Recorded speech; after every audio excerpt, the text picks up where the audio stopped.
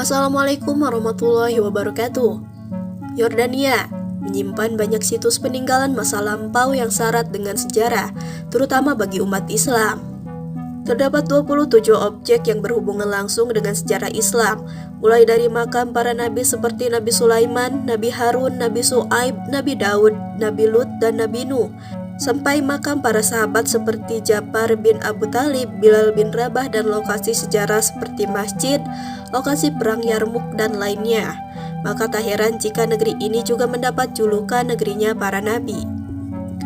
Setiap jengkal tanah Yordania merupakan saksi bisu banyak peristiwa besar. Salah satu titik paling bersejarah adalah Laut Mati.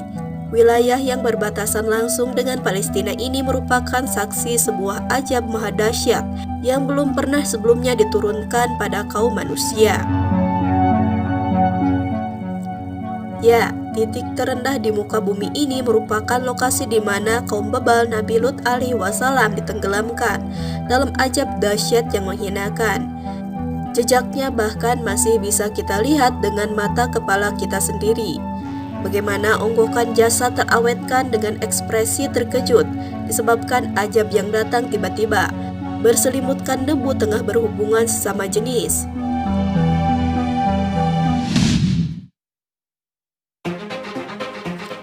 Sebagaimana dijelaskan dalam Al-Quran, umat Nabi Lut alaihi wasallam dihancurkan karena mereka melakukan perbuatan yang sangat dimurkai Allah Subhanahu wa Ta'ala, yakni melakukan hubungan homoseksual atau hubungan sesama jenis.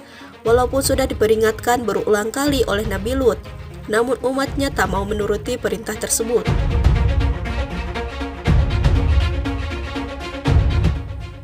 Mengapa kamu mendatangi jenis lelaki di antara manusia, dan kamu tinggalkan istri-istri yang dijadikan Tuhanmu untukmu, bahkan kamu adalah orang-orang yang melampaui batas.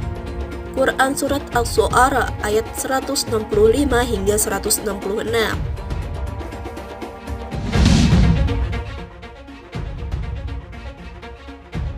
Nabi Lut pun pernah mengajak kaumnya untuk menikah dengan putri-putrinya, tetapi ajakan Nabi Lut ini malah ditolak mentah-mentah.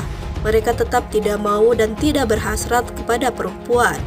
Bahkan tatkala Allah Subhanahu wa Ta'ala mengutus 2 orang malaikat dalam wujud manusia kepada Nabi Lut, mereka malah memintanya untuk menyerahkan kedua tamunya untuk dikawini oleh mereka. Akhirnya Nabi Lut pun berdoa kepada Allah setelah berulang kali mengajak kaumnya kembali ke jalan yang benar. Ya Tuhanku, selamatkanlah aku dan keluargaku dari akibat perbuatan yang mereka kerjakan. Para malaikat kemudian berkata, "Wahai Lut, sesungguhnya kami adalah para utusan Tuhanmu. Mereka tidak akan dapat mengganggu kamu. Sebab itu pergilah bersama keluargamu pada akhir malam, dan jangan ada seorang pun di antara kamu yang menoleh ke belakang, kecuali istrimu. Sesungguhnya dia juga akan ditimpa siksaan yang menimpa mereka. Sesungguhnya saat terjadi siksaan bagi mereka itu pada waktu subuh. Bukankah subuh itu sudah dekat?"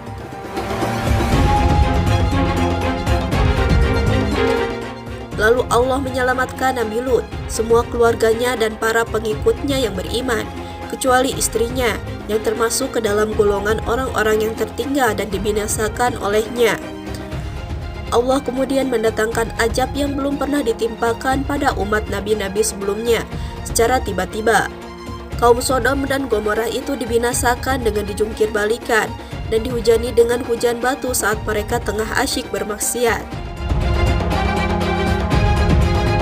Maka ketika keputusan kami datang, kami jungkir balikan negeri kaum Lut, dan kami hujani mereka bertubi-tubi dengan batu dari tanah yang membakar.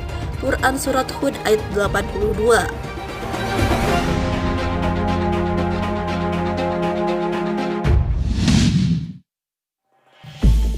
Ajab yang menimpa kaum Nabi Lut tersebut juga dibuktikan dengan kajian ilmiah. Sebuah riset yang dilakukan oleh peneliti dari Universitas Trinity Southwest, Philip Silpia, menjelaskan betapa dahsyatnya ajab kaum yang bermukim di kota Sodom dan Gomorrah ini.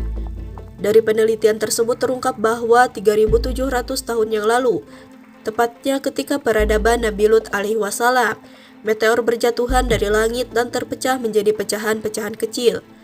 Pecahan meteor itu mampu memporak-porandakan peradaban yang hidup sepanjang 25 km di tepian Laut Mati tersebut. Tingkat kepanasan meteor itu diperkirakan sangat panas, hingga mampu membakar dan menghancurkan apapun yang disentuhnya.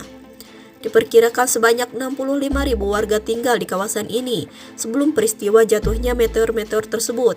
Angin dan suhu panas yang sangat membakar juga terjadi saat itu. Nauzubillah min dzalik.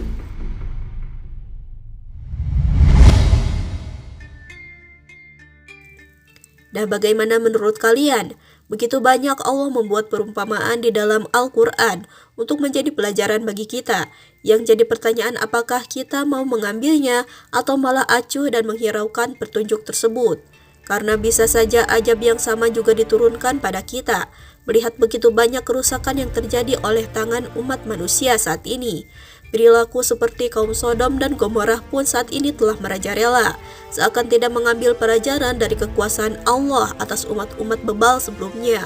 Wallahu a'lam bishawab.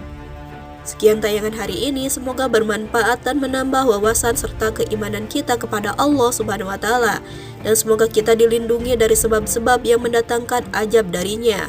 Amin ya rabbal alamin. Wassalamualaikum warahmatullahi wabarakatuh.